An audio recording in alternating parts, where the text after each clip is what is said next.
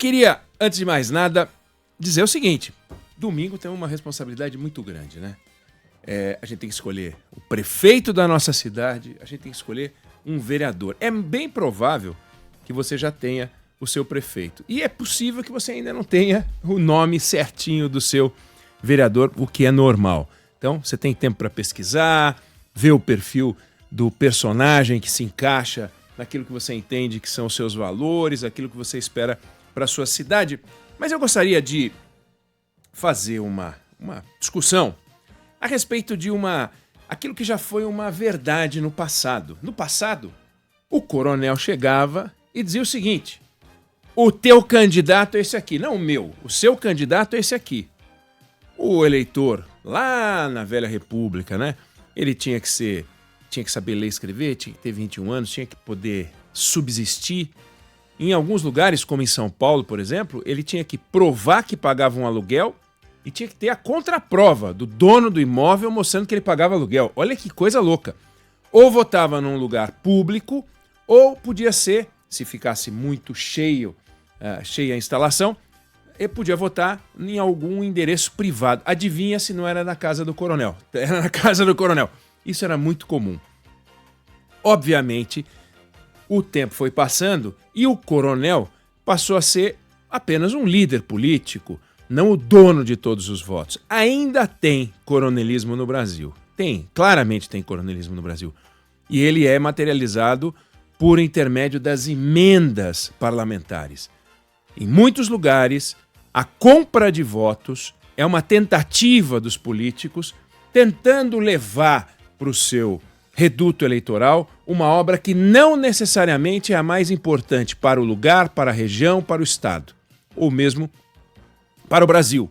Sem política pública nenhuma por trás, em muitos casos, os líderes políticos conseguem levar uma sensação de que eles cuidam do seu povo, de que eles estão transformando. Então, tem alguns lugares, não há dúvida de que isso é uma discussão para a gente fazer de forma profunda, porque não há democracia no planeta Terra onde deputados e senadores tenham tanto dinheiro para distribuir para os seus redutos eleitorais. Isso não existe, isso só acontece no Brasil.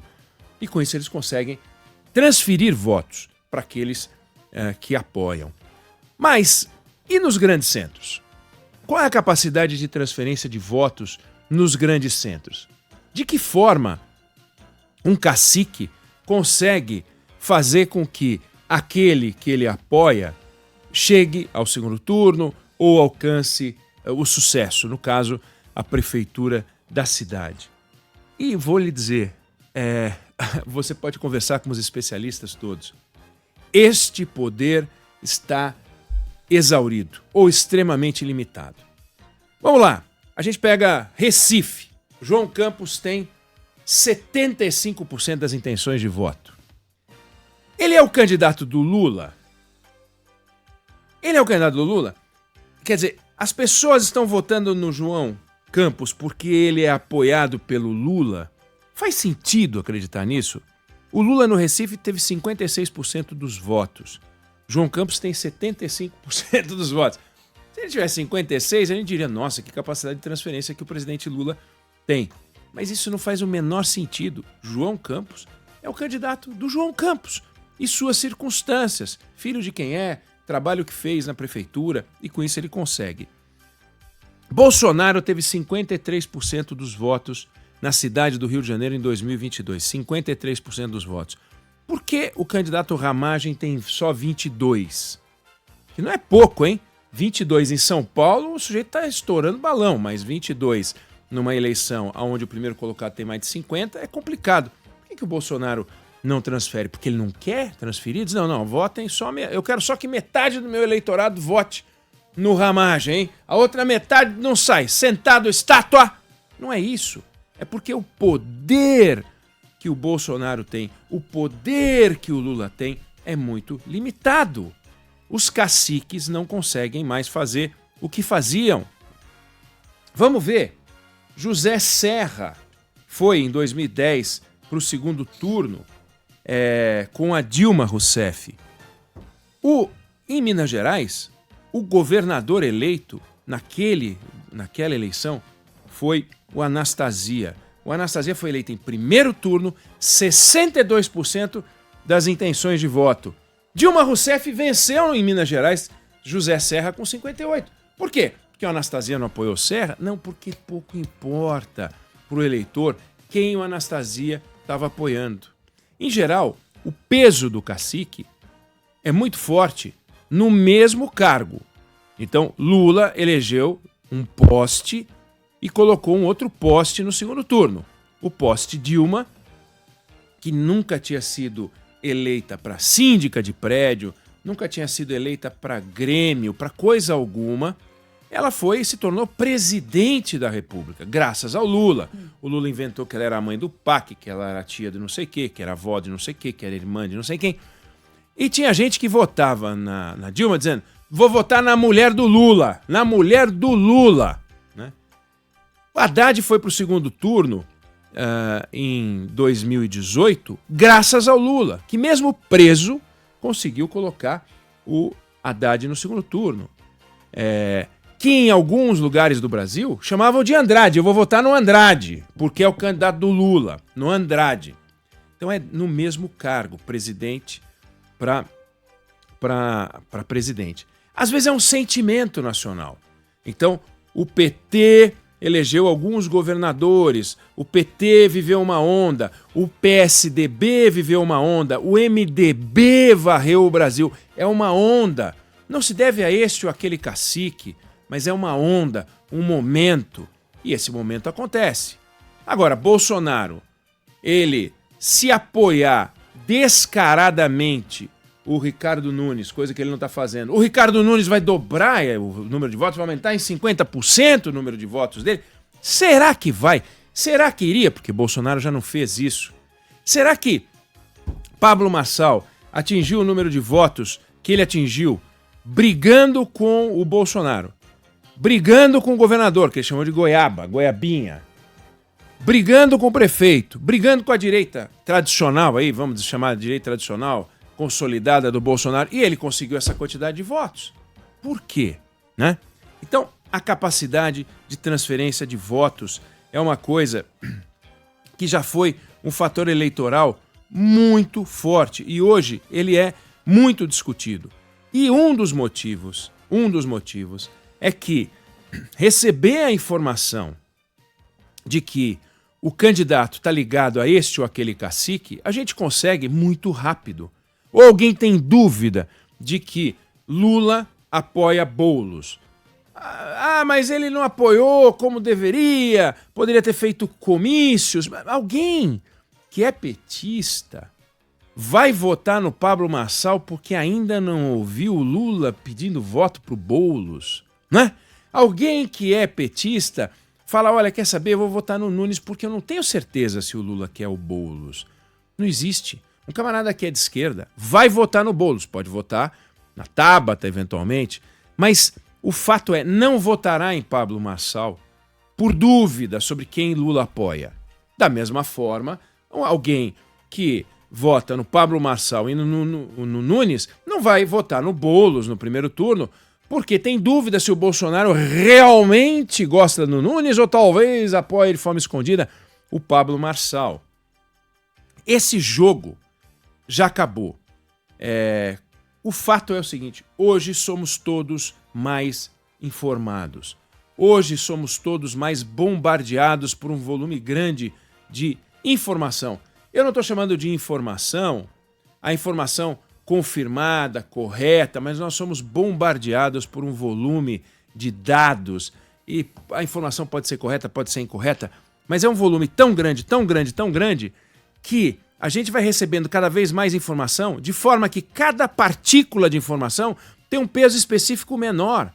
A potência da informação de que o presidente ou o governador, ou seja lá quem for, apoia ou não apoia, vai começando a perder vigor. E com um detalhe interessante.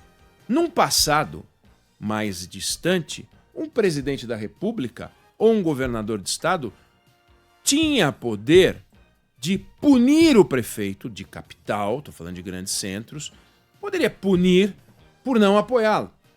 Né? Poderia o presidente fazer uma punição. Agora imagina hoje Pega o candidato da direita, um candidato da esquerda.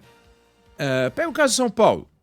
O Pablo Marçal não se dá com o governador e não se dá com o presidente da República. Se ele for eleito, Lula e Tarcísio vão punir a capital, vão deixar de fazer acordos, vão deixar de fazer a obra do metrô, o BNDES vai deixar de colocar dinheiro em São Paulo, porque nós não temos o apoio. Não faz o menor sentido. Nunes está com Tarcísio, mas Boulos está com Lula. Quer dizer, se Boulos for eleito, o governo federal vai descarregar um saco de dinheiro em São Paulo e o governador de São Paulo vai dizer: tirem todas as obras e os tratores do governo estadual. Isso não vai acontecer. Como também não vai acontecer se Nunes for eleito, ele ligado a Tarcísio, e Tarcísio dizendo, assim como Lula, mas Tarcísio dizendo: o importante é estar alinhado o governador com o prefeito. Eles não podem estar alinhados em partidos diferentes? Claro que podem. Isso já aconteceu em outros momentos da história. Então, ninguém mais acredita nesse poder de retaliação. Porque se houver uma retaliação, isso é um escândalo tão grande que anula a retaliação e anula o retaliador. Ele vai pro beleléu, ele vai de embrulho, ele perde poder político. De forma que a Cacicolândia hoje já não sabe se fica mais neutra para não se queimar em caso de derrota, se participa para eventualmente festejar uma vitória, mas ela já percebeu que os votos dela antecedem o seu movimento. Ninguém mais espera o cacique dizer para onde tem que ir. O Tuchal a falar, vamos para cá, vamos para lá. Isso já não existe mais. Isso não existe mais. Isso é uma fantasia que a gente continua a discutir de uma forma semelhante a que discutia 20, 30, 40. Bom, falei de República Velha, 100 e tantos anos atrás. Não é mais assim. Não dá mais para funcionar desse jeito. Da mesma forma que não há, e a gente conversou sobre isso aqui, a menor conexão entre a eleição municipal e a eleição federal. Não há, a não ser em pontos remotos, por coincidência, cidades no Brasil aonde a agenda é Lula versus Bolsonaro. Em pouquíssimos lugares, o PT e o PL estão se confrontando. Em poucos lugares isso acontece, e mesmo nesses lugares a agenda não é eu sou Lula, eu sou Bolsonaro, então vamos para cá, vamos para lá porque eu sou Lula e eu sou Bolsonaro. O eleitor não é trouxa. O eleitor sabe que se ele escolher o candidato ligado ao cacique dele, mas que é um bobalhão, ele vai ter um prefeito bobalhão, ele não vai ter um prefeito do cacique. E o cacique não vai fazer nada para ajudar o bobalhão, porque o bobalhão vai se estrepar. Você sabe o que é ter um prefeito bobalhão. Provavelmente na sua cidade você já teve um prefeito bobalhão, um líder de quinta categoria, seja porque não sabe se comportar, seja porque não sabe dirigir, seja porque é fraco, não consegue negociar com a Câmara dos Deputados, aliás, a Câmara dos Vereadores. Seja o motivo que for, o fato é, ou você escolhe aquele cara capaz de comandar a sua cidade, e é isso que o eleitor faz, ou ele muitas vezes está em dúvida, mas ele não está em dúvida porque ele está esperando o cacique. Então, eu queria colocar esse ponto, porque vejo alguns analistas insistindo em falar no papel do Lula, no papel do Bolsonaro e tal. É legal a gente falar, até para concluir que não importa para onde o Lula vá, os votos dele vão para o candidato que o eleitor entender que é o melhor representante. Ainda que o jogo não feche a conta, como eu acabei de dar alguns exemplos matemáticos. Eu não sei se você concorda ou discorda, mas essa é a opinião que eu tenho sobre o assunto.